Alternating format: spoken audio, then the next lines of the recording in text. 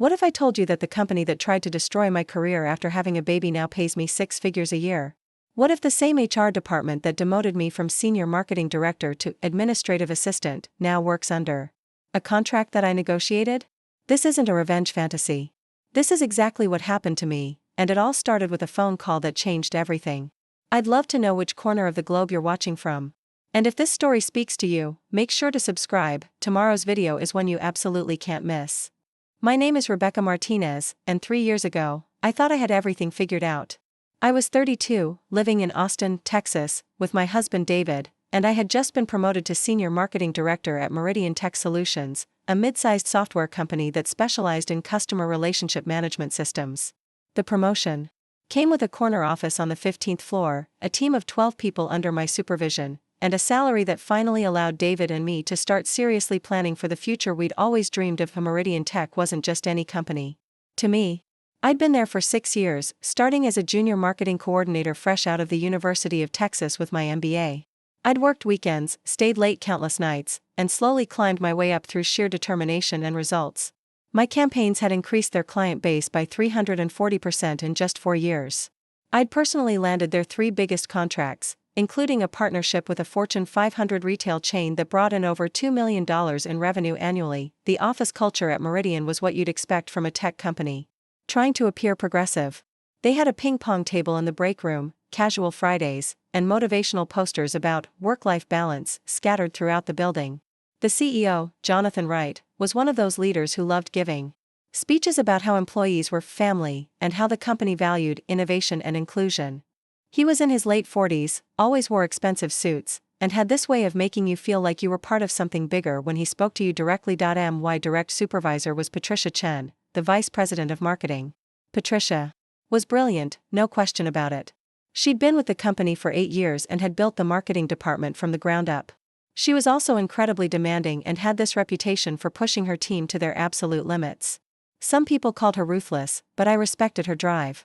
She'd taken a chance on me when I was just starting out, and I'd learned more from her in 6 years than I had in my entire MBA program. The marketing department was housed on the 15th floor, right next to the executive offices. My team consisted of specialists in digital marketing, content creation, social media management, and client relations. We were a tight-knit group that had developed an almost military-like efficiency in executing campaigns. Sarah Collins handled our digital advertising, Marcus Thompson managed content strategy, and Elena Rodriguez oversaw our social media presence. Together, we'd turned Meridian's marketing department into what industry publications were calling a model for mid-sized tech companies. Everything was going perfectly until David and I decided we were ready to start a family. We'd been married for 4 years, had finally paid off our student loans, and had saved enough money to feel financially secure.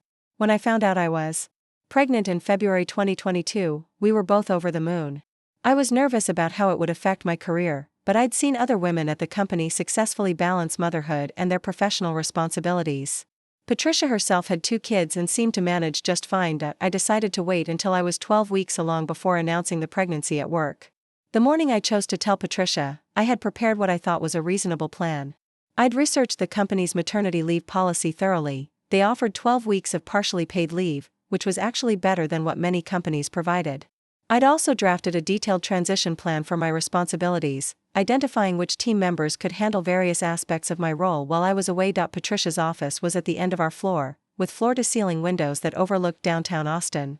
She was reviewing quarterly reports when I knocked on her door that Tuesday morning in May.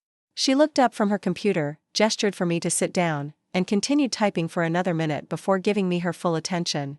"What's on your mind, Rebecca?" she asked, leaning back in her chair. I took a deep breath and smiled. "I wanted to share some personal news with you first, before we announce it to the team. David and I are expecting our first child. I'm about 12 weeks along, so the baby should arrive in early December." Patricia's expression didn't change immediately. She nodded slowly, as if processing the information. "Congratulations," she said finally, though her tone was notably flat. "Have you thought about how this will affect your current projects?" I pulled out the folder I'd prepared with my transition plan. "Actually, yes.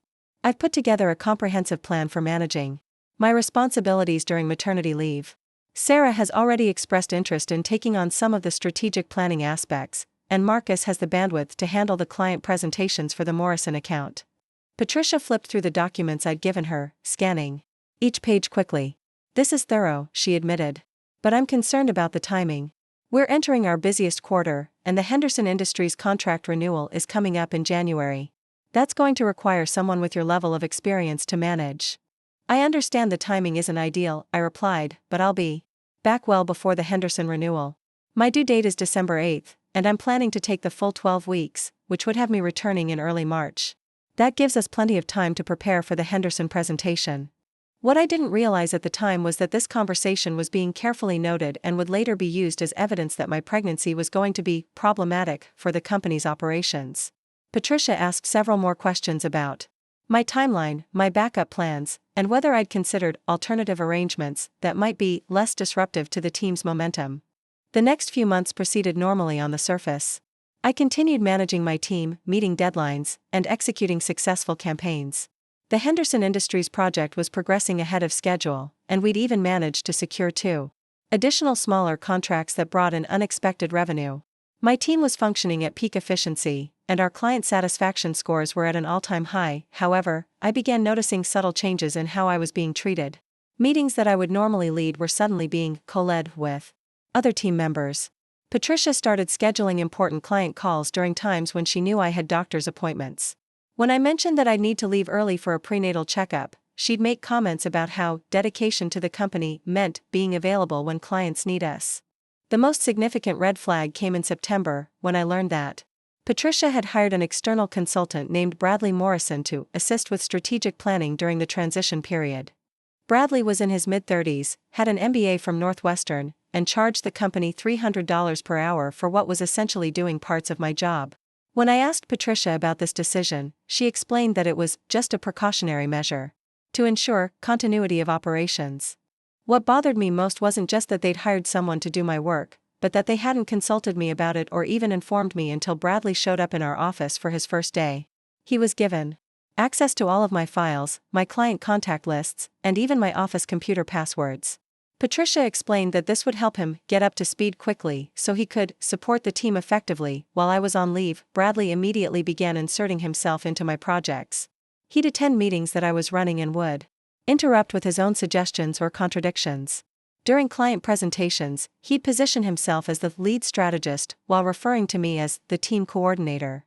When I brought these concerns to Patricia, she dismissed them as growing pains and suggested that I was being overly territorial about projects that belonged to the company, not to me personally. The situation became increasingly uncomfortable. As my due date approached, Bradley had essentially taken over the Henderson Industries account, despite my objections and the fact that I'd been managing that relationship successfully for 3 years. He'd also convinced Patricia to restructure our team meetings so that he was presenting the weekly reports that I'd been responsible for since my promotion. In November, just 3 weeks before my due date, Patricia called me into her office for what she described as a preparation meeting for my maternity leave. I expected to finalize the transition plans we'd been discussing for months. Instead, she presented me with a document that would fundamentally change everything about my position at the company. "We've been doing some restructuring while you've been preparing for your leave," Patricia began, sliding a packet of papers across her desk. "The executive team has decided that your current role requires some modifications to better serve the company's evolving needs." I picked up the papers and began reading. What I found was devastating. According to the document, my position as senior marketing director was being temporarily restructured during my absence. Bradley Morrison was being brought on as an interim senior marketing director, with full authority over my team and my projects. Upon my return from maternity leave, I would be returning not to my previous role, but to a newly created position called Marketing Support Specialist. The job description for this new role was a slap in the face. Instead of managing a team and developing strategic campaigns, I would be responsible for administrative support, data entry, meeting coordination, and general assistance to the marketing leadership team. The salary was nearly $40,000 less than what I'd been earning as senior marketing director. "This can't be serious," I said, looking up at Patricia in disbelief. "You're demoting me because I'm having a baby?" Patricia's response was carefully practiced. "This isn't a demotion, Rebecca. This is a restructuring that reflects the company's changing needs. We've realized that your previous role was perhaps too broad and demanding. This new position will allow you to maintain better work-life balance when you return, which we thought would be important to you as a new mother." The manipulation in her words was staggering. They were taking away my career advancement, my team, my projects, and my salary, and trying to frame it as a favor they were doing for me. When I pointed out that this was clearly pregnancy discrimination, Patricia became defensive. "I think you're misunderstanding the situation," she said coldly. "The company has every right to reorganize its structure to best serve our clients and stakeholders. Bradley has proven himself to be an exceptional strategic thinker, and the executive team believes his leadership will take the marketing department to the next level. Your new role is just as valuable to the organization, just in a different capacity." I left that meeting feeling like the ground had been pulled out from under me. 6 years of hard work, stellar performance reviews, and measurable results were being erased because I decided to start a family.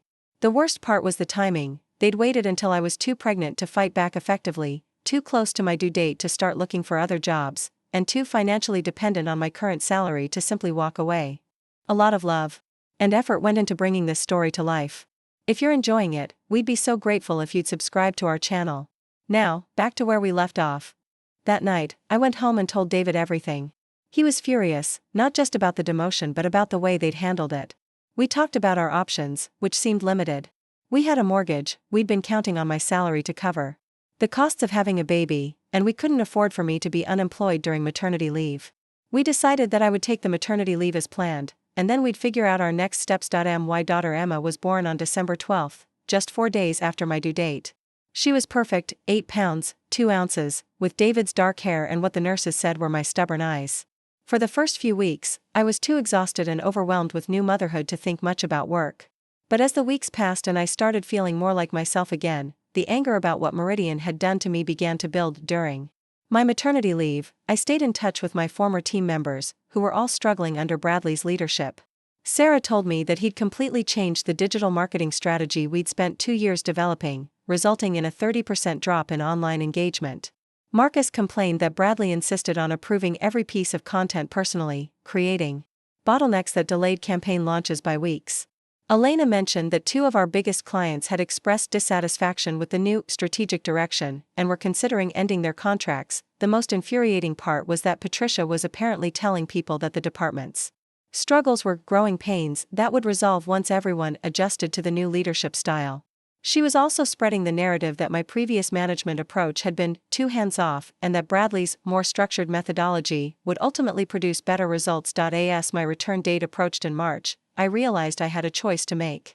I could go back to Meridian, accept the humiliating demotion, and try to rebuild my career from an administrative support role. Or I could take a different path entirely, one that would require risking everything David and I had worked for, but might ultimately lead to something better than what I'd lost. The decision became clear when I received a phone call that would change everything. The call came on a Tuesday morning in late February, just 2 weeks before I was scheduled to return to Meridian. Emma was napping in her crib, and I was sitting at our kitchen table, staring at my laptop screen, trying to summon the courage to update my resume. The thought of walking back into that building, of sitting in some cubicle doing data entry while Bradley ran the department I'd built, made me physically sick. When my phone rang, I almost didn't answer. The number wasn't in my contacts, and I'd been getting a lot of spam calls lately. But something made me pick up. "Rebecca Martinez?" The voice was crisp, professional, with a slight southern accent. "Yes, this is Rebecca. My name is Catherine Wells. I'm the CEO of Strategic Human Resources Solutions here in Dallas. I hope you don't mind me calling out of the blue, but I've been following your work at Meridian Tech, and I have a proposition that might interest you." I sat up straighter. Strategic Human Resources Solutions wasn't a name I recognized, but something about Catherine's tone suggested this wasn't a sales call. "I'm listening. Before we go any further, I need to ask you something directly. Are you planning to return to Meridian after your maternity leave?" The question caught me off guard. How did this woman know about my maternity leave? How did she even know who I was? "May I ask how you got my number and why you're asking about my employment status?" Catherine laughed, a warm sound that immediately put me at ease. "Fair question. I'll be completely transparent with you. My company specializes in HR consulting for mid-sized tech firms. We've been monitoring the industry for talent, and your name keeps coming up in our research. Specifically, several former Meridian employees have reached out to us in the past 6 months, and your name has been mentioned repeatedly as someone who was instrumental in the company's recent success." That was interesting. I knew that turnover at Meridian had been unusually high lately, but I hadn't realized people were actively seeking out HR consultants. "Which employees?" I can't share names without their permission, but I will say this. They've painted a picture of some concerning management practices at your company. Practices that my firm specializes in addressing and correcting. My heart started beating faster. What kind of practices? The kind that result in talented, productive employees being pushed out or marginalized for reasons that have nothing to do with their performance. The kind that create hostile work environments and potential legal liabilities for companies. The kind that, frankly, cost businesses millions of dollars in lost productivity, legal fees, and reputation damage. I was quiet for a moment, processing what she was saying. And you think this is happening at Meridian? Rebecca, I'm going to be direct with you because I believe you deserve honesty. We've been retained by 3 different law firms in the past year to consult on cases involving Meridian Tech. All 3 cases involve employment discrimination. 2 of them specifically involve pregnancy discrimination. The words hit me like a physical blow. I wasn't alone. Other women at Meridian had been going through the same thing I was experiencing. Can you tell me more about these cases? Not the details, due to confidentiality agreements. But what I can tell you is that there appears to be a pattern of behavior at your company that goes beyond individual incidents. And that pattern suggests systemic issues with their HR practices and management training. I stood up and started pacing around my kitchen, Emma's baby monitor in one hand, phone in the other. Why are you telling me this? What's the proposition you mentioned? My company is expanding our operations to include Austin and Houston. We're looking for someone with intimate knowledge of the local tech industry, someone who understands the challenges these companies face, and someone who has first-hand experience with both excellent management practices and problematic ones. Based on everything I've learned about you, I think you might be exactly what we're looking for. You're offering me a job. I'm offering you an opportunity to build something significant. We want to establish a Southwest division of strategic HR solutions, and we need someone to lead it. Someone who can help companies avoid the mistakes that Meridian has been making. Someone who can turn HR from a department that employees fear into a department that actually protects and empowers them. The irony wasn't lost on me. The company that had tried to destroy my career might have inadvertently led me to something better. What would this position involve? Initially, you'd be working directly with me to learn our methodology and approach. We have contracts with companies throughout Texas and the Southwest, helping them audit their HR practices, train their management teams, and implement policies that actually protect both employees and employers. After 6 months of training, you take over as regional director for our Southwest operations. And the compensation? Catherine named a figure that was 30% higher than what I'd been making as senior marketing director at Meridian. Plus equity in the company, full benefits, and a flexible schedule that accommodates the realities of being a working parent. We practice what we preach when it comes to work-life balance. I was stunned. This sounded too good to be true. Why me? I don't have a background in HR. My experience is in marketing. That's exactly why we want you. Too many HR consultants come from traditional HR backgrounds, which means they've been indoctrinated into the same systems that create problems in the first place. You have experience building and managing successful teams. You understand what motivates employees and what drives productivity. Most importantly, you've seen firsthand what happens when companies fail to support their employees properly. We talked for another hour. Catherine explained that Strategic HR Solutions had been founded 5 years earlier by a group of employment lawyers and business consultants who were frustrated by seeing the same preventable mistakes happening over and over again in companies across the country. Instead of just suing companies after problems occurred, they decided to help companies avoid those problems in the first place. Their approach was comprehensive. They would audit a company's existing HR practices, interview employees at all levels to understand the actual workplace culture, review policies and procedures for legal compliance, and then provide detailed recommendations for improvement. More importantly, they would stick around to help implement those changes and provide ongoing training to ensure the improvements were sustainable. The goal isn't to come in and tell companies they're doing everything wrong, Catherine explained. The goal is to help them understand that good HR practices aren't just morally right, they're good business. Companies with strong, fair HR practices have lower turnover, higher productivity, better employee satisfaction, and significantly fewer legal problems. After we hung up, I sat in my kitchen for a long time, staring out the window at our backyard, where David had been planning to build a playground for Emma. The offer Catherine had made was tempting, but it would mean completely changing careers. It would mean leaving marketing behind and entering a field I knew nothing about. It would also mean potentially burning bridges with Meridian, because there was no way they'd appreciate having their former employee become an HR consultant who specialized in exactly the kinds of problems they were creating, but the more I thought about it, the more sense it made. I'd spent 6 years at Meridian watching talented people leave because of poor management practices. I'd seen promising employees get passed over for promotions because they didn't fit the culture, which usually meant they weren't willing to work 70-hour weeks or didn't participate in the after-work drinking sessions that the executives used for informal networking. I'd watched women struggle to balance family responsibilities with unrealistic job demands, and I'd seen older employees gradually pushed aside in favor of recent college graduates who could be paid less. What had happened to me wasn't an isolated incident. It was part of a larger pattern of a company that talked about valuing employees while consistently demonstrating the opposite through their actions. That evening, when David came home from work, I told him about Catherine's call. He listened without interrupting, asking thoughtful questions and helping me think through the implications. David worked as a software engineer at a different tech company in Austin, and he'd seen similar problems in his own workplace. The question isn't whether you should take the job, he said finally. The question is whether you're ready to fight back against what they did to you, and to help other people avoid going through the same thing. I realized he was right. This wasn't just about my career anymore. It was about using what had happened to me to create something positive, something that could prevent other women from being pushed aside the way I had been. The next morning, I called Catherine and accepted her offer. We agreed that I would start in April, which would give me an extra month with Emma before beginning this new chapter of my life. Catherine also mentioned that my first assignment would be particularly meaningful. Strategic HR Solutions had been retained by a law firm representing former Meridian employees, and my inside knowledge of the company's practices would be invaluable in building their case.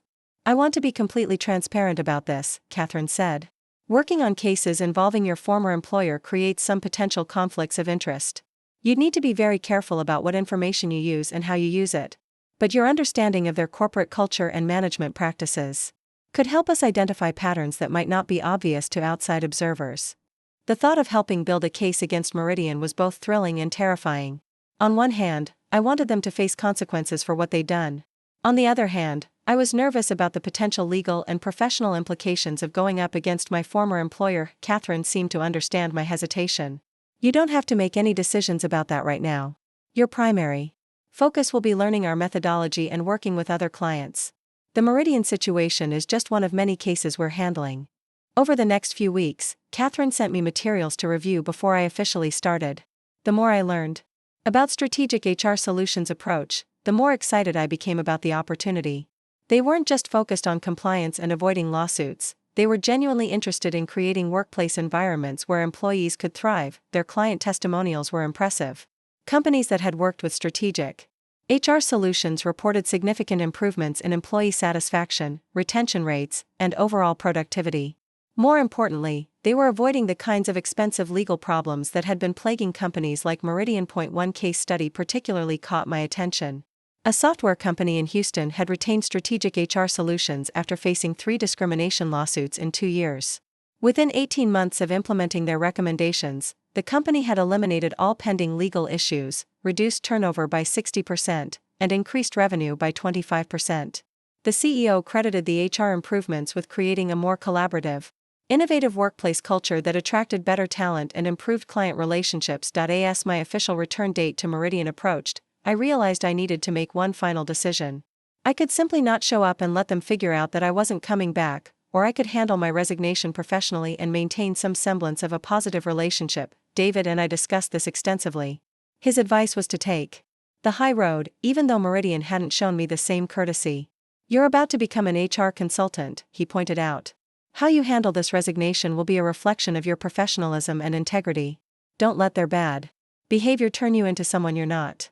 He was right, of course. On the Friday before my scheduled return date, I called Patricia and requested a meeting for the following Monday morning. I didn't explain why over the phone, just said that I needed to discuss my return with her and Jonathan Wright that weekend. I drafted my resignation letter carefully. I wanted it to be professional and cordial, while also creating a paper trail that documented the circumstances of my departure. I didn't accuse anyone of discrimination or make threats about legal action, but I did clearly state that I was leaving because the position they were offering me upon my return was significantly different from the role I had held before my maternity leave. Monday morning arrived gray and drizzly, typical Austin weather for early March.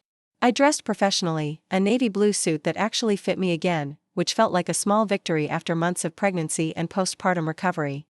David offered to come with me for moral support, but I wanted to handle this on my own. Walking back into the Meridian building felt surreal. The lobby looked exactly the same, with its polished marble floors and motivational posters about innovation and excellence. The security guard, Ramon, greeted me warmly and asked about the baby.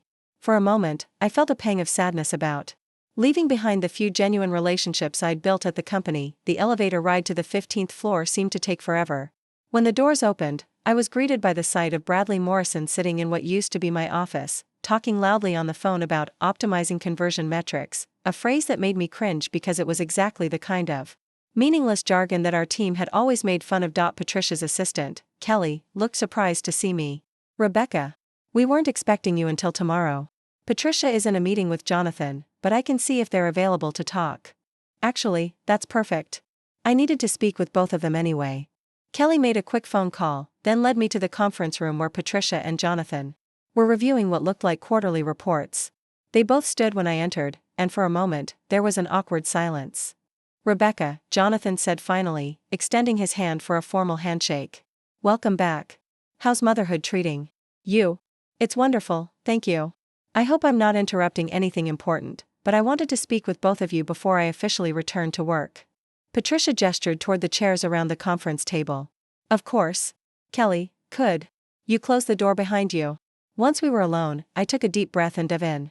I want to thank both of you for the opportunity to work at Meridian for the past 6 years. I've learned a tremendous amount here, and I'm proud of what our marketing team has accomplished. Jonathan's brow furrowed slightly. That sounds like the beginning of a resignation speech. It is. I pulled the letter from my portfolio and placed it on the table between them. I'm formally resigning from my position at Meridian, effective immediately. The silence that followed was deafening. Patricia picked up the letter and began reading it, her expression growing more concerned with each sentence. Jonathan leaned back in his chair, studying my face as if trying to determine whether this was some kind of negotiation tactic. Rebecca, Patricia said finally, I think there might be some misunderstanding about your new role. Perhaps we should discuss how we can address any concerns you might have. There's no misunderstanding, I replied calmly. I understand exactly what's happening here. You've demoted me from senior marketing director to a support staff position, cut my salary by nearly $40,000, and removed all of my management responsibilities. You've done this while I was on maternity leave, giving me no opportunity to discuss or contest these changes. I also understand that this decision was made not because of my performance, but because you've decided that new mothers can't handle senior-level responsibilities. Jonathan's face reddened slightly. Now wait just a minute. That's a serious accusation, and it's completely unfounded. The restructuring of your position was based on business needs, not personal circumstances. The timing suggests otherwise, I said, maintaining my composure despite the adrenaline coursing through my veins. But regardless of the reasoning, I'm not interested in the position you're offering. I've accepted another opportunity that better aligns with my career goals and values. Patricia leaned forward, and I could see her shifting into damage control mode. What kind of opportunity? Perhaps we can make a counteroffer that would convince you to stay. This was the moment I'd been both anticipating and dreading. I'm joining Strategic Human Resources Solutions as their new regional director for Southwest Operations. I'll be helping companies develop HR practices that support both business objectives and employee welfare. The color drained from Jonathan's face. As CEO, he would definitely know what Strategic HR Solutions was, and he'd probably heard about their involvement in cases against other tech companies. Patricia looked confused for a moment, then understanding dawned on her features. I see, Jonathan said slowly. And I suppose this new position will involve working with companies similar to ours? It will involve working with companies that want to avoid the kinds of problems that result from poor HR practices, I replied diplomatically. Companies that understand that treating employees fairly isn't just morally right, it's good business. We wrapped up the meeting quickly after that. There were forms to fill out, company property to return, and final details to handle with HR. Ironically, the HR representative who processed my resignation paperwork was someone I'd never met before. A recent hire who seemed nervous about handling the departure of a senior employee. As I cleaned out my desk and said goodbye to my former team members, I felt a mixture of sadness and relief. Sarah, Marcus, and Elena were all supportive of my decision, though they were clearly worried about their own futures under Bradley's leadership. I gave them my personal contact information and told them to reach out if they ever needed references or advice. The last person I spoke with was Bradley himself. He was surprisingly gracious, thanking me for the foundation I'd built and assuring me that he would take good care of the department. I bit my tongue and wished him luck, knowing that within a few months, he'd likely be dealing with the consequences of all the changes he'd made. Walking out of the Meridian building for the last time felt like stepping into a completely different world. The same drizzly March weather that had felt depressing that morning now felt refreshing, like a new beginning. I sat in my car for a few minutes, processing what had just happened and preparing myself for the next phase of my life. That afternoon, I called Catherine to let her know that I was officially free to start my new position. She sounded pleased but not surprised. Apparently, she'd been expecting that my conversation with Meridian wouldn't go well. "How do you feel?" she asked. "Terrified and excited in equal measure," I admitted. "But mostly, I feel like I'm finally taking control of my own story instead of letting someone else write it for me." "That's exactly the right attitude for this job," Catherine said. "Because ultimately, that's what we're helping people do, take control of their workplace experiences instead of just accepting whatever treatment they receive." As I drove home to Emma and David that day, I had no idea that within 18 months, I'd be sitting across a conference table from Jonathan Wright again. But this time, I'd be the one asking the questions, and he'd be the one trying to explain his company's practices to a team of lawyers and HR consultants. The phone call that had changed everything was just the beginning. My first day at Strategic Human Resources Solutions was nothing like I expected. I'd imagined corporate offices with sterile conference rooms and formal presentations about HR policies. Instead, Catherine picked me up at 6 a.m. from my house in Austin for what she called a field experience. "We're driving to San Antonio," she explained as we headed south on I-35. "One of our clients is dealing with a crisis situation, and I want you to see how we handle these emergencies in real time." The client was Apex Manufacturing, a company that produced specialized components for medical devices. They employed about 200 people and had been family-owned for 3 generations. The current CEO, Michael Garrett, had called Catherine in a panic the previous evening because one of his supervisors had been secretly recording conversations with female employees and sharing them on social media. The supervisor was fired immediately. Catherine explained as we drove, but now they're facing potential lawsuits from at least 6 women.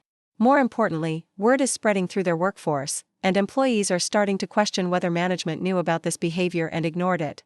"Did they know?" I asked. "That's what we need to find out. But more importantly, we need to help them handle this situation in a way that protects the victims, prevents further damage, and demonstrates that the company takes these issues seriously." When we arrived at Apex Manufacturing, the tension was palpable. Michael Garrett met us in the parking lot, looking like he hadn't slept in days. He was a man in his 50s who clearly cared deeply about his family's business but was completely out of his depth dealing with this kind of crisis. "Catherine, thank God you're here," he said, shaking her hand vigorously. "This is a nightmare. Our HR person quit yesterday, said she wasn't qualified to handle something like this. Half my employees are talking about looking for other jobs. And I've got reporters calling asking for comments." Catherine introduced me as her associate and assured Michael that we would help him navigate this situation. Our first stop was a conference room where we met with the 6 women who had been victimized by the supervisor's actions. Catherine's approach with these employees was masterful. She was empathetic without being condescending, professional without being cold, and most importantly, she listened without judgment. Each woman told a similar story. The supervisor, Gary Reynolds, had been making inappropriate comments for months. He'd started recording conversations during routine work meetings, claiming it was for quality assurance purposes. But instead of using these recordings for legitimate business purposes, he'd been editing them to highlight anything that could be construed as embarrassing or compromising, then sharing them in a private social media group with friends outside the company. The recordings had included discussions about personal relationships, financial struggles, family problems, and health issues, all topics that came up naturally during workplace conversations but were never intended to be shared with strangers for entertainment. The worst part, one woman named Linda told us, is that we trusted him. When he said he was recording meetings for training purposes, we believed him. We shared things with our coworkers that we never would have said if we'd known Gary was going to make fun of us online. What struck me most about these interviews was how Catherine balanced gathering information with providing emotional support. She wasn't just documenting what had happened for legal purposes, she was helping these women understand that what they'd experienced was wrong, that their feelings of violation and betrayal were completely justified, and that the company was committed to making things right. After speaking with the victims, we interviewed other employees to understand the broader workplace culture. What we discovered was troubling but not uncommon. Gary Reynolds hadn't been acting in isolation. He'd created an environment where inappropriate comments and behavior were normalized through a combination of intimidation and social pressure to employees. described a pattern where Gary would make jokes at women's expense during team meetings, dismiss their concerns as overreactions, and create an atmosphere where speaking up about his behavior felt risky. Several male employees admitted they'd been uncomfortable with Gary's conduct but hadn't said anything because they were afraid of becoming targets themselves. He had this way of making you feel like you were part of his inner circle if you laughed. Along with his jokes, one employee explained.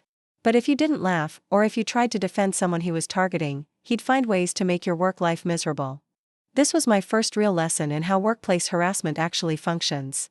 It's rarely one person acting completely alone, it's usually someone in a position of power creating a culture where inappropriate behavior becomes normalized and resistance becomes risky. Catherine spent the afternoon working with Michael to develop an immediate response plan. First, they needed to communicate with all employees about what had happened, what steps were being taken to address it, and what resources were available for anyone who had been affected. Second, they needed to review their existing policies and procedures to identify how this situation had been allowed to develop. Third, they needed to implement new safeguards to prevent similar incidents in the future. The communication strategy was particularly delicate. They needed to be transparent enough to rebuild trust with employees, but careful enough to avoid creating additional legal liability for the company. Catherine helped Michael draft a memo that acknowledged the seriousness of what had occurred, outlined the immediate steps being taken, and emphasized the company's commitment to creating a safe workplace for everyone, but the memo was just the beginning. Catherine also arranged for an all-hands meeting where Michael could address employees' concerns directly. This meeting was scheduled for the following week, which gave us time to prepare Michael for the kinds of questions he was likely to face and help him develop honest, thoughtful responses. During the drive back to Austin that evening, Catherine debriefed with me about what we'd observed and learned.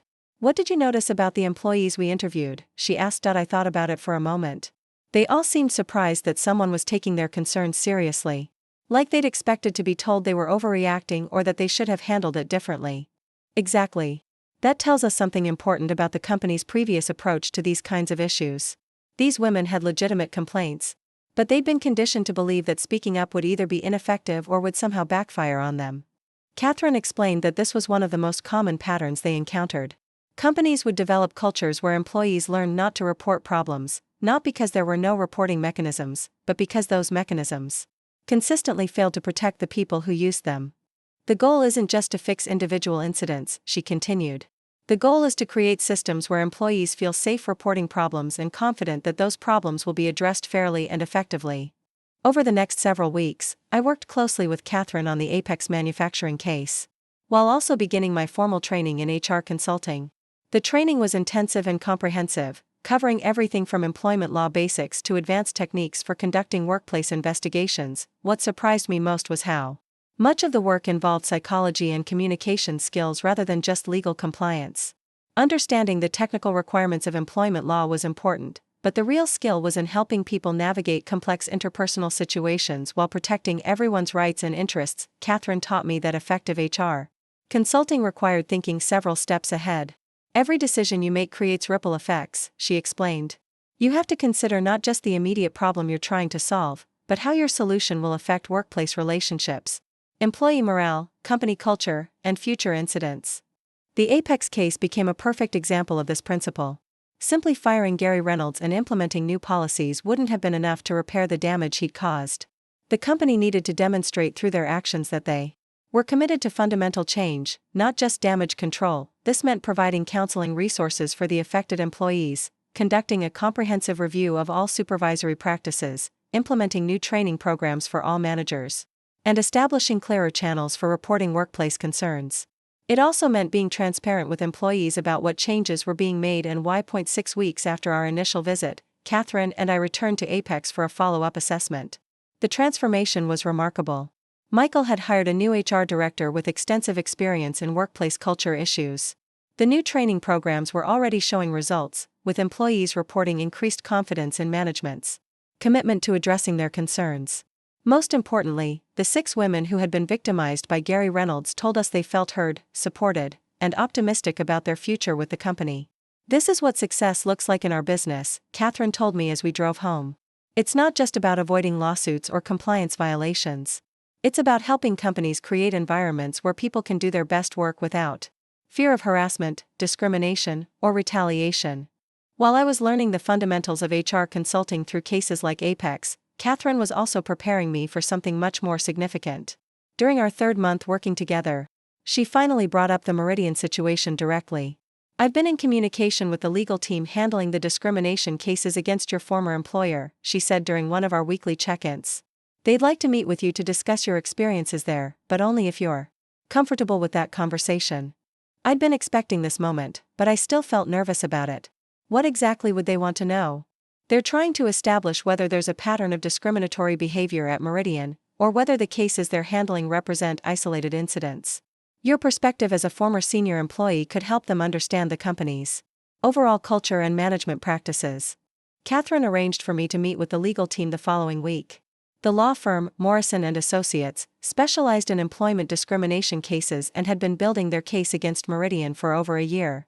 The lead attorney, Jennifer Morrison, was a woman in her 40s who had earned a reputation for taking on tech companies that mistreated their employees. "Before we begin," Jennifer explained when we met in her downtown Austin office, "I want you to understand that this conversation is completely voluntary. You're not obligated to share any information that makes you uncomfortable, and anything you do share will be kept strictly confidential unless you specifically agree to let us use it." Jennifer's questions were thorough but not invasive.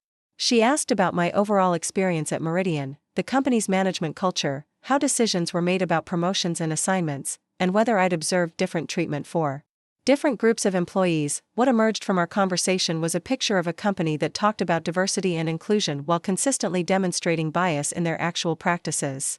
I told Jennifer about watching qualified women get passed over for leadership roles, seeing older employees gradually pushed aside, and observing how employees with family responsibilities were subtly discouraged from pursuing advancement opportunities. "The thing is," I explained, "most of these decisions were never explicitly discriminatory. Management was too smart for that. They always had business justifications for their choices. But when you looked at the patterns over time, it became clear that certain types of people were consistently favored while others were consistently overlooked." Jennifer nodded as she took notes. "That's exactly the kind of systemic discrimination that's hardest to prove but most damaging to employees. Individual incidents can be dismissed as isolated problems, but patterns reveal underlying cultural issues." She also asked about my specific experience with the demotion after maternity leave. I walked her through the timeline of events, from my initial conversation with Patricia about my pregnancy to the meeting where I was presented with the restructured position. "Did anyone ever explicitly state that your pregnancy was a factor in these decisions?" Jennifer asked. "No, they were careful about that. But the timing was too obvious to ignore. I'd had 6 years of excellent performance reviews, I'd exceeded all my targets, and I'd successfully managed the transition planning for my maternity leave. The only thing that had changed was that I'd had a baby." Jennifer explained that this type of circumstantial evidence was often the strongest kind in discrimination cases. Employers rarely admit to discriminatory motivations, but courts understand that discrimination usually operates through seemingly neutral business decisions that consistently disadvantage protected groups. By the end of our meeting, I'd agreed to provide a formal statement about my experiences at Meridian. Jennifer assured me that they would be careful about how they used my information and that my involvement would be kept confidential unless I chose otherwise. As I drove home from that meeting, I felt a mixture of emotions. Part of me was satisfied that Meridian might finally face consequences for their treatment of employees. But part of me was also nervous about the potential implications of going up against my former employer, even in a supporting role. That evening, David and I had a long conversation about the situation. He was completely supportive of my decision to work with the legal team, but he also wanted to make sure I was prepared for whatever might come next. "This could get complicated," he pointed out. "If this case goes public, your name might come out. Are you ready for that level of scrutiny?" It was a fair question. Being identified as someone who had worked with lawyers to build a case against Meridian could potentially affect my reputation in Austin's tech community. Some people might see me as a whistleblower standing up for employee rights, while others might view me as a disgruntled former employee seeking revenge. But as I thought about Linda and the other women at Apex Manufacturing, and about the other Meridian employees who had reached out to Strategic HR Solutions, I realized that this wasn't really about me anymore. It was about creating accountability for companies that mistreated their employees and preventing other people from going through what I'd experienced. "I think I'm ready," I told David. "The worst thing they can do to me is damage my reputation. And honestly, my reputation with people who think pregnancy discrimination is acceptable isn't worth protecting anyway." Over the next few months, my work with Strategic HR Solutions continued to expand. Catherine gradually gave me more responsibility, and I began leading my own client engagements. Each case taught me something new about the complexities of workplace dynamics and the challenges of creating positive organizational change. One case involved a startup that was struggling with high turnover among their female engineers. The CEO genuinely couldn't understand why talented women kept leaving after just a few months. Through our investigation, we discovered that the company's culture of innovation actually meant that employees were expected to be available 24/7, attend mandatory after-work social events, and tolerate constant interruptions and criticism, disguised as brainstorming sessions. These expectations weren't explicitly discriminatory, but they had a disparate impact on employees with family responsibilities, who were disproportionately women. The male employees who thrived in this environment were typically younger, single, and willing to make work their primary social outlet. Women with children, or anyone who wanted boundaries between work and personal life, found the environment unsustainable. Another case involved a mid-sized consulting firm where several employees had complained about a manager who made inappropriate comments about people's appearance, personal lives, and political beliefs.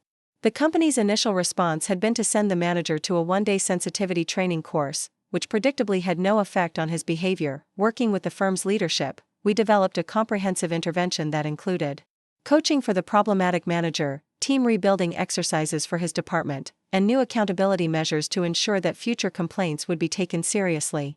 The key was helping the company understand that changing individual behavior required changing the systems that had allowed that behavior to continue unchecked. Through these experiences, I was developing both the technical skills and the confidence I needed to become an effective HR consultant. More importantly, I was learning to see workplace problems not as isolated incidents but as symptoms of larger cultural and systemic issues. By the fall of 2023, Catherine felt I was ready to take on the Southwest Regional Director role she'd originally promised. This meant opening our Austin office, hiring additional consultants, and taking primary responsibility for our Texas and Southwest clients. The timing was perfect, because that's when Jennifer Morrison called with news that would change everything about my relationship with Meridian Tech Solutions. "We're ready to file our class action lawsuit," she told me during a phone call that came on a crisp October morning. "And we'd like you to consider being one of our named plaintiffs." The decision to become a named plaintiff in the class action lawsuit against Meridian wasn't one I made lightly. Jennifer Morrison had explained that being a named plaintiff meant my case would become part of the public record, my name would appear in court documents, and I would likely be required to give depositions and potentially testify at trial. "There are risks involved," Jennifer had told me honestly. "Meridian's legal team will scrutinize every aspect of your employment history, your performance reviews, and your personal life. They'll look for anything they can use to discredit your claims or suggest that you were terminated for legitimate business reasons rather than discriminatory ones." But there were also advantages to being a named plaintiff rather than just a witness. As a plaintiff, I would have more control over how my story was told and more input into any potential settlement negotiations. More importantly, my participation would strengthen the overall case by providing a clear example of pregnancy discrimination at the senior management level. After discussing it thoroughly with David and Catherine, I agreed to join the lawsuit. The complaint was filed in federal court in November 2023, naming Meridian Tech Solutions and several individual defendants, including Jonathan Wright and Patricia Chen. The allegations included pregnancy discrimination, sex discrimination, retaliation, and creating a hostile work environment. The lawsuit immediately attracted attention in Austin's tech community. While employment discrimination cases were filed regularly, it was unusual to see a class action against a company that had been publicly praised for its progressive workplace culture. Several local business publications ran stories about the case, though they were careful to present both sides and avoid taking positions on the merits of the claims. Meridian's initial response was predictably defensive. Jonathan Wright issued a statement calling the allegations baseless and disappointing, and claiming that the company had always been committed to treating all employees fairly and in accordance with the law. He also announced that Meridian was hiring a prestigious national law firm to defend against what he characterized as opportunistic litigation. What Meridian's leadership didn't know was that Strategic HR Solutions had been quietly building relationships with other companies in Austin's tech sector, many of whom were competitors or potential competitors of Meridian. Word was spreading through the industry about Meridian's workplace practices, and several companies had reached out to us for consulting services specifically to avoid similar problems. This created an interesting dynamic. While Meridian was publicly defending their practices, other companies were privately acknowledging that they needed help addressing similar issues in their own organizations.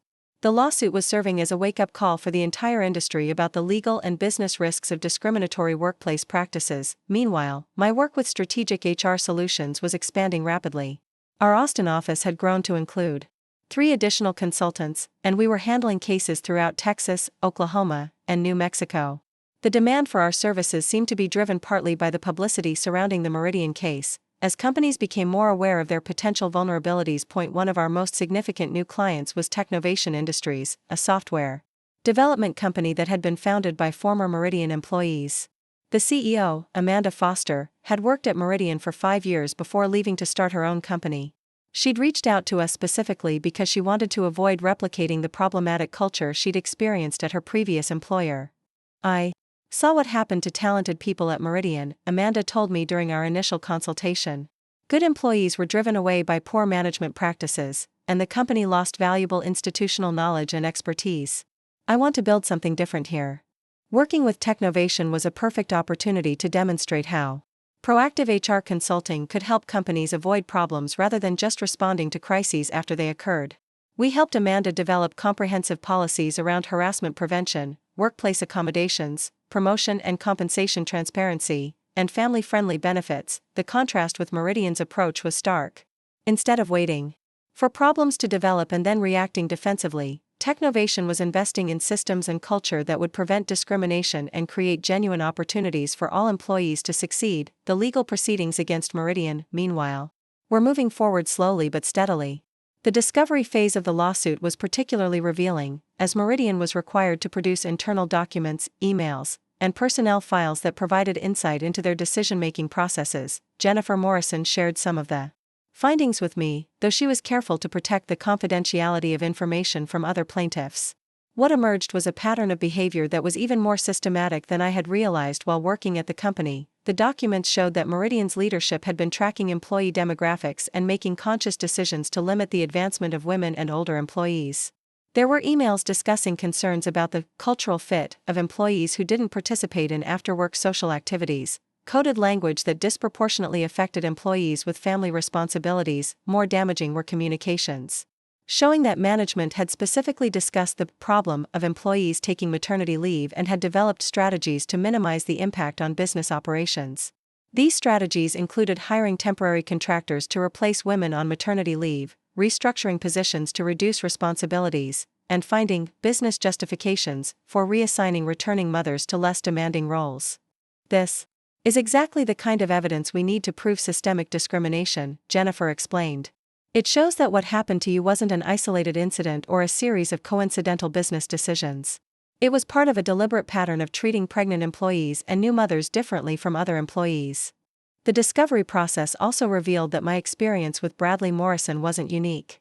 Meridian had a pattern of hiring expensive outside consultants to take over the responsibilities of employees who were on family leave, then using the consultants' performance to justify permanent changes to those employees' roles. In my case, they'd paid Bradley $300 per hour for 6 months to do work that I had been doing as part of my regular salary.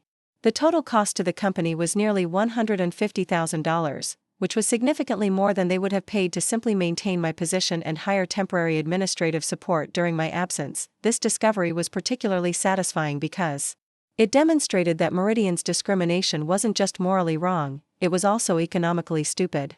They were spending more money to avoid supporting working mothers than it would have cost to simply accommodate their needs. As the case progressed, I began receiving calls from current and former Meridian employees who had heard about the lawsuit and wanted to share their own experiences.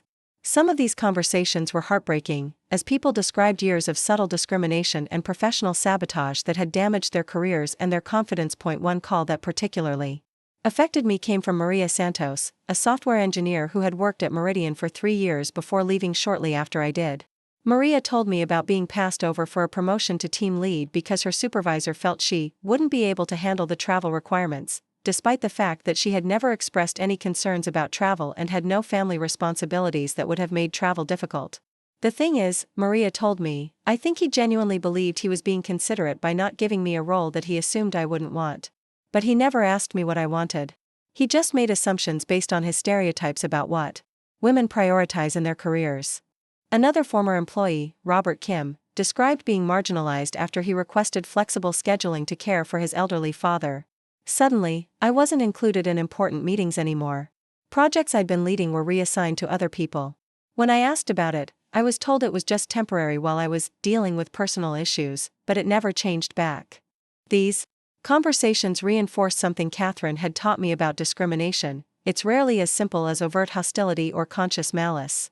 More often, it's the result of unconscious biases, stereotypical assumptions, and systems that favor certain types of employees while disadvantaged others. The most significant development in the case came in March 2024, when Meridian's legal team approached Jennifer about settlement discussions.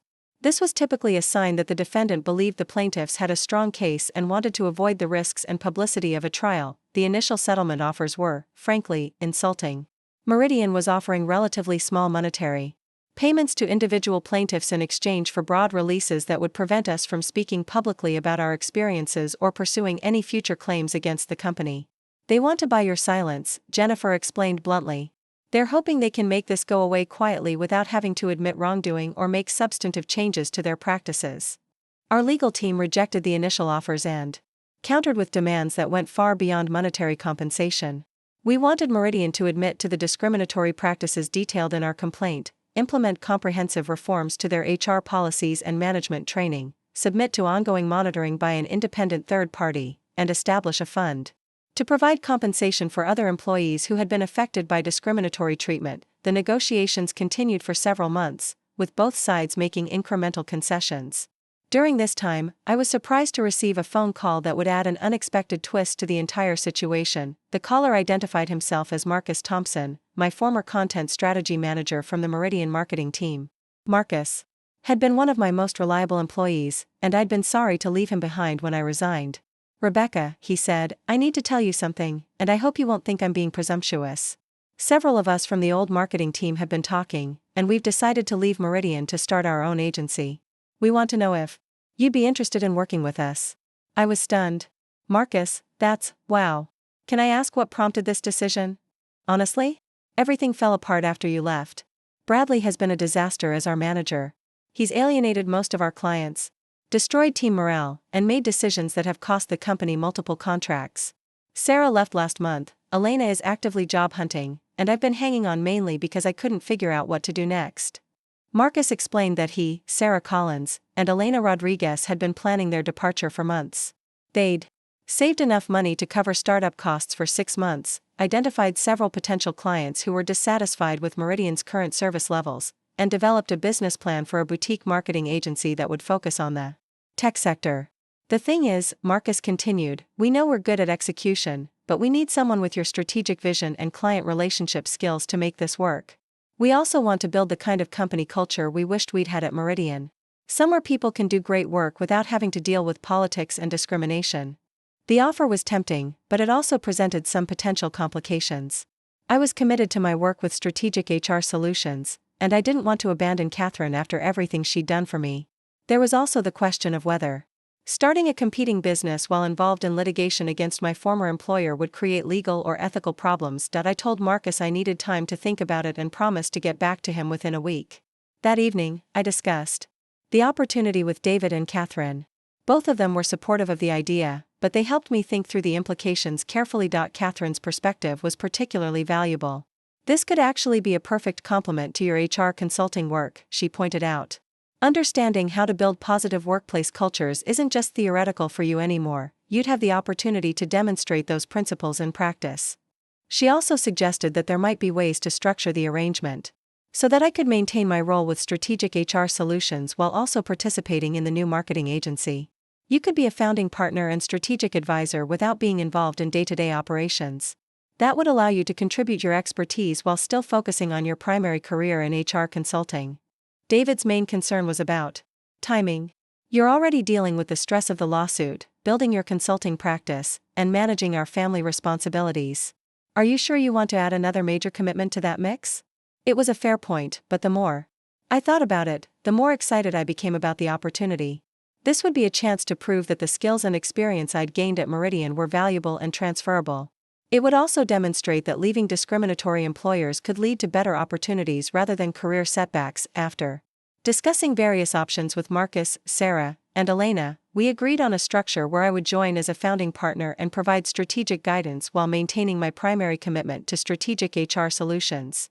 The new agency, which we named Catalyst Marketing Solutions, would specialize in serving tech companies that wanted innovative, results-driven marketing strategies delivered by a team that understood the importance of workplace culture and employee satisfaction. The announcement of Catalyst Marketing's formation created ripples throughout Austin's business community. Several industry publications covered the story, noting that 3 of Meridian's former marketing employees had left to start a competing business with financial backing from an HR consultant who was currently suing their former employer. Meridian's response was swift and predictable. Within days of our announcement, they filed a motion in the federal lawsuit alleging that my involvement in Catalyst Marketing constituted a conflict of interest that should disqualify me from serving as a plaintiff. They also sent cease and desist letters threatening to sue us for trade secret theft and unfair competition. Jennifer Morrison was prepared for these tactics. "This is exactly what we expected them to do," she assured me. "They're trying to intimidate you and distract attention from the substance of our discrimination claims. But starting a competing business is perfectly legal, and nothing you're doing violates any legitimate business interests." The legal maneuvering actually worked in our favor, because it demonstrated the retaliatory behavior that was part of our original lawsuit.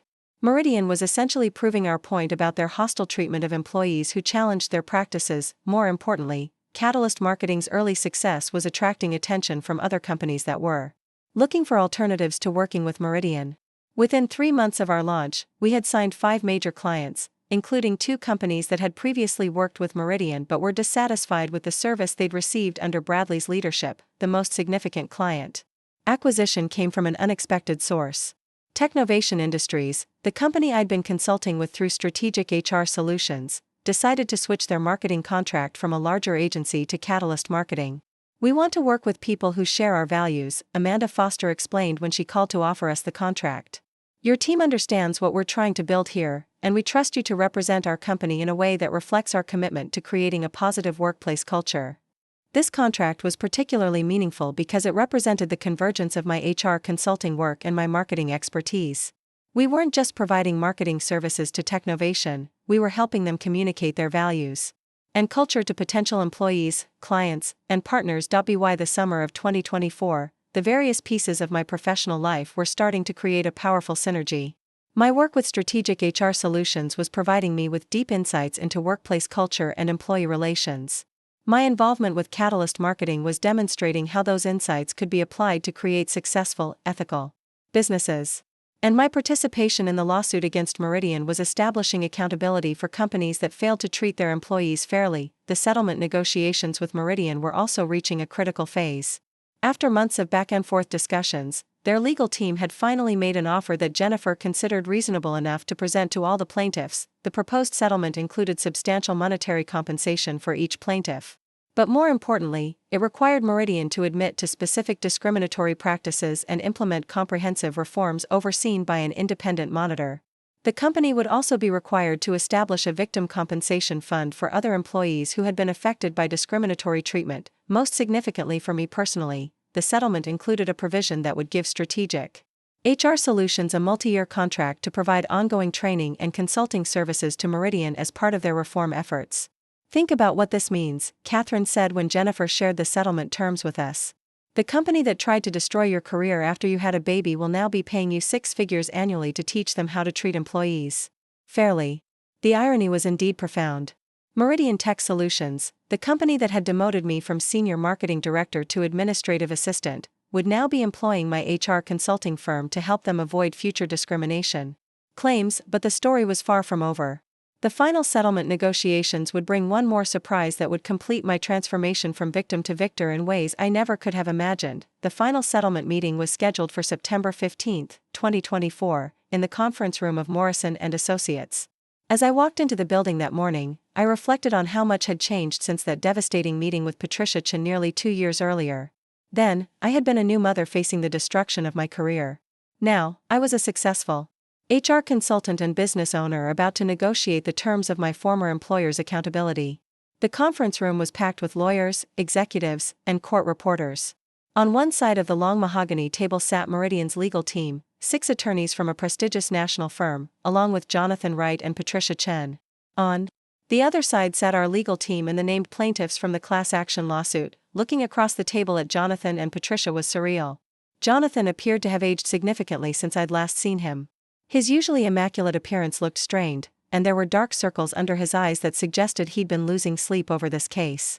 Patricia sat rigidly in her chair, avoiding eye contact with any of the plaintiffs. Jennifer Morrison opened the proceedings by summarizing the key terms of the proposed settlement. Meridian would pay $12 million to resolve all claims, with individual payments ranging from $50,000 to $300,000 depending on the severity of discrimination each plaintiff had experienced. As the most senior employee among the plaintiffs, my individual settlement would be $275,000, but the monetary compensation was only part of the agreement. The terms that really mattered were the structural changes Meridian would be required to implement. First, they would have to completely overhaul their HR policies and procedures under the supervision of an independent monitor.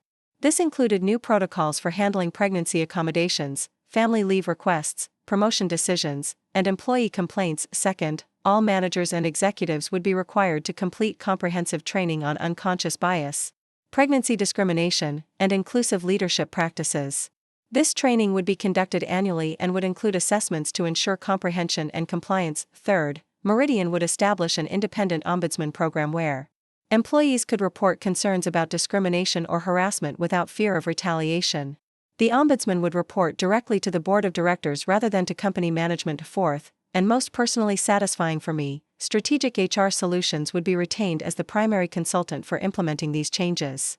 We would have a 3-year contract worth $500,000 annually to provide ongoing training, policy development, and workplace culture assessment services. As Jennifer read through these terms, I watched Jonathan's face grow increasingly pale.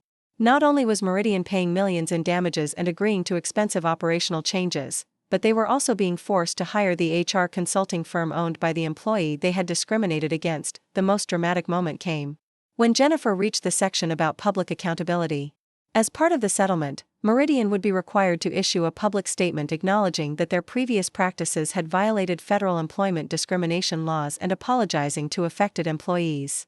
Furthermore, Jennifer continued, Meridian agrees to cooperate with a case study to be published by Strategic HR Solutions documenting the discrimination that occurred and the remedial measures being implemented.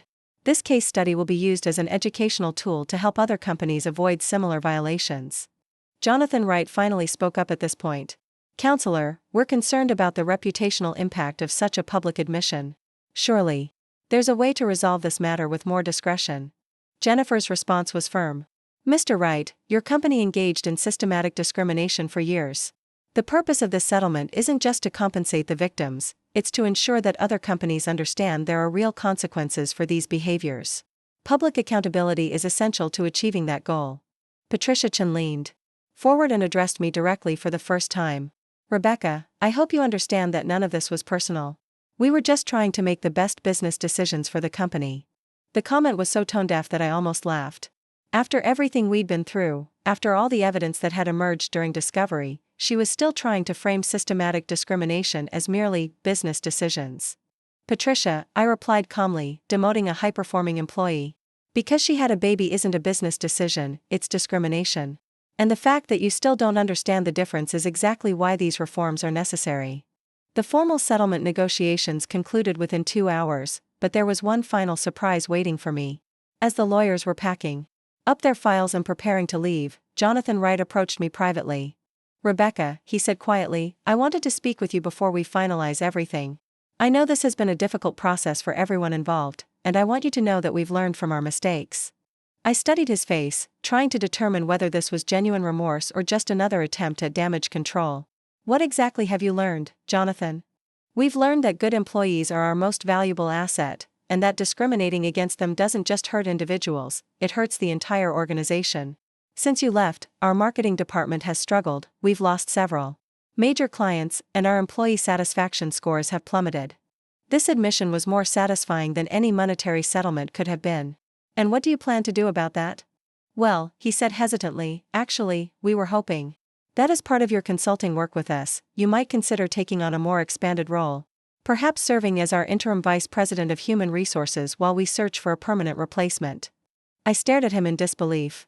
The man who had presided over my demotion was now essentially offering me a promotion to a position higher. than the one I'd originally held. The irony was almost too perfect to believe.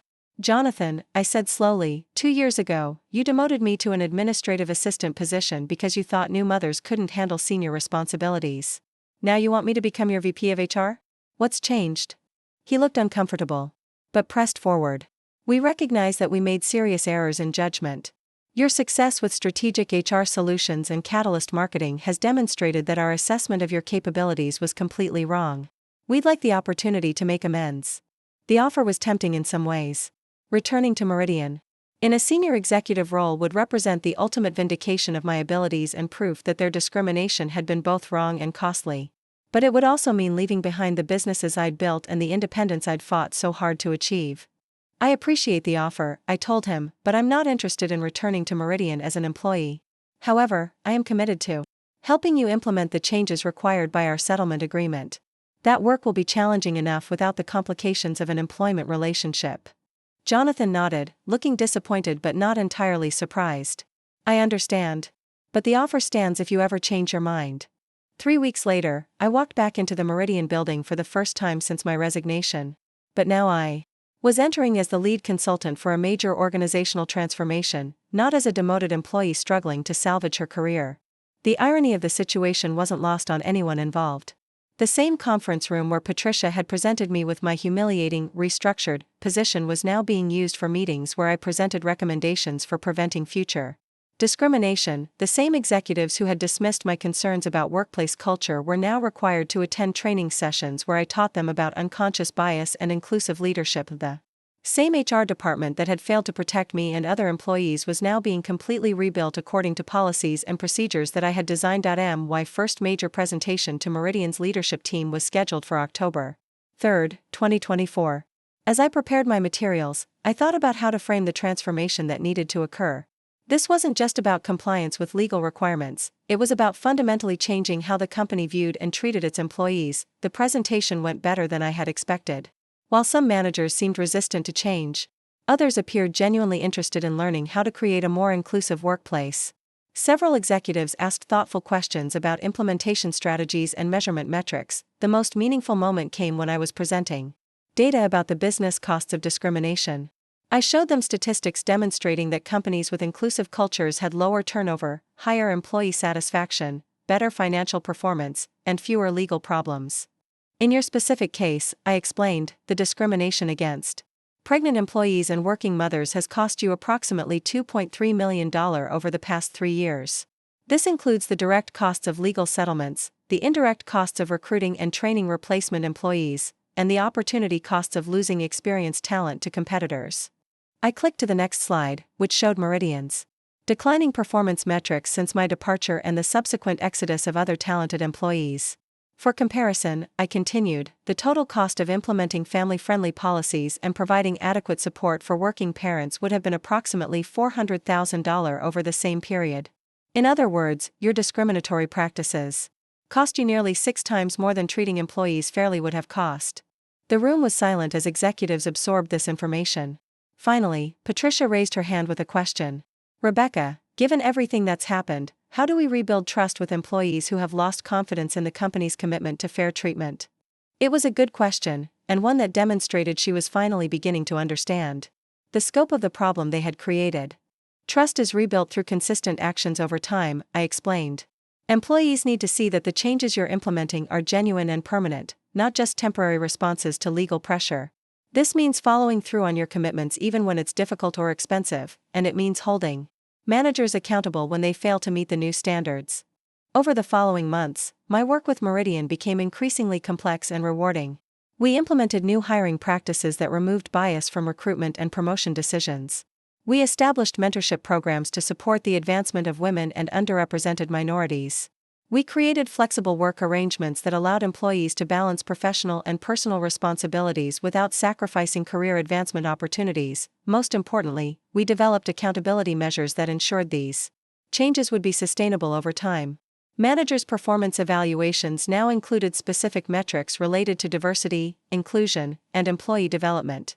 Compensation decisions were subject to regular audits to identify and correct disparities. Employee feedback systems were restructured to encourage honest communication about workplace culture and management effectiveness. The results were dramatic and measurable. Within 6 months of implementing our recommendations, Meridian's employee satisfaction scores had improved by 40%. Turnover rates dropped to the lowest levels in the company's history. They successfully recruited several high-profile candidates who had previously turned down opportunities with the company because of its reputation for poor workplace culture. Perhaps most significantly, Meridian's financial performance began to improve as well. The marketing department, which had struggled under Bradley Morrison's leadership, was reorganized with new management and began winning back clients they had lost. The company's overall productivity increased as employees became more engaged and committed to their work. One of the most satisfying developments was watching Marcus, Sarah, and Elena's success with Catalyst Marketing Solutions. Our agency had grown to 12 employees and was generating annual revenue of over $3 million. We had become one of the most sought-after marketing firms in Austin's tech sector, known not just for our creative campaigns but also for our positive workplace culture and ethical business practices. The contrast with Meridian's previous approach couldn't have been more stark.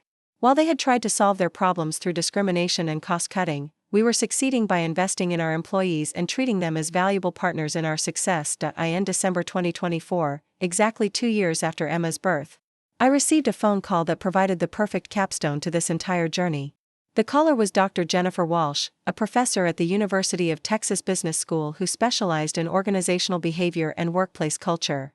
"Ms. Martinez," she said, "I've been following your work with great interest, and I'd like to invite you to speak at our annual conference on employment law and business ethics. We're particularly interested in your transformation of the discrimination experience into a force for positive change in the business community." The speaking engagement led to additional opportunities. Harvard Business School invited me to participate in a case study about turning workplace adversity into entrepreneurial success. Several professional organizations asked me to keynote their conferences on topics ranging from pregnancy discrimination to building inclusive workplace cultures. Most meaningfully, I began receiving calls from other women who had experienced similar discrimination and wanted advice on how to fight back effectively. These conversations reminded me that my experience wasn't unique, and that the work I was doing had implications far beyond my own career or even Meridian's transformation. On the 2-year anniversary of my resignation from Meridian, I sat in my home office looking at the company's latest employee satisfaction survey results. For the first time in their corporate history, Meridian had achieved scores in the top 10% of companies in their industry. Their Glassdoor ratings had improved from 2.3 stars to 4.2 stars. Most importantly, they hadn't had a single discrimination complaint filed against them in over 8 months. David found me there that evening, reviewing reports and preparing for the next day's consulting calls. "Any regrets?" he asked, settling into the chair across from my desk. I thought about his question seriously. The past 2 years had been challenging in ways I never could have anticipated. Fighting a lawsuit while building 2 businesses and raising a baby had required sacrifices and stress that sometimes felt overwhelming.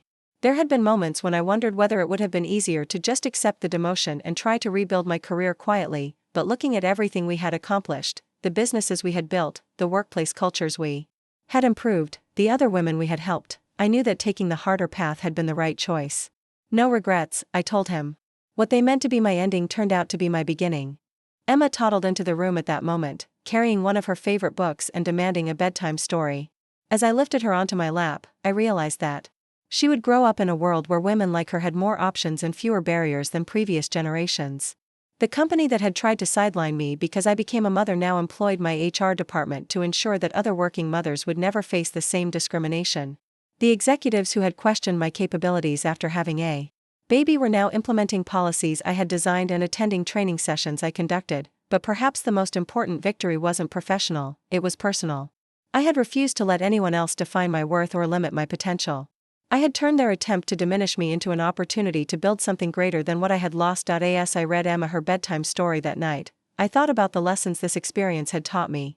Discrimination and injustice are painful and destructive, but they don't have to be permanent or defining. Sometimes the people who try to hold you back end up providing the motivation you need to go further than you ever imagined possible, and sometimes, if you're persistent enough and strategic enough, you don't just get revenge, you get results. You build something better, help other people along the way, and maybe even change a few minds about what working mothers are capable of achieving. The phone call that had started this entire journey had come from Catherine Wells, offering me a chance to turn my experience into something meaningful. But the real transformation had come from my decision to see discrimination not as a limitation, but as information, data about what needed to change, and motivation to make those changes happen. Today, Strategic HR Solutions employs 15 consultants and works with companies across the Southwest to create more inclusive, effective workplace cultures. Catalyst Marketing Solutions has expanded to Dallas and Houston, with plans for further growth.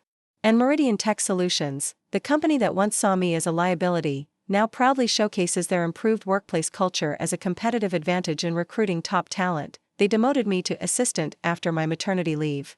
Now I employ their HR department, and they're better for it. Sometimes the best revenge isn't getting even, it's helping everyone get better. Looking for more? We've got 2 amazing stories ready for you right on screen. If this one touched you, these are absolutely worth your time. Click to watch them now. And hey, subscribe and hit that bell to never miss our latest uploads.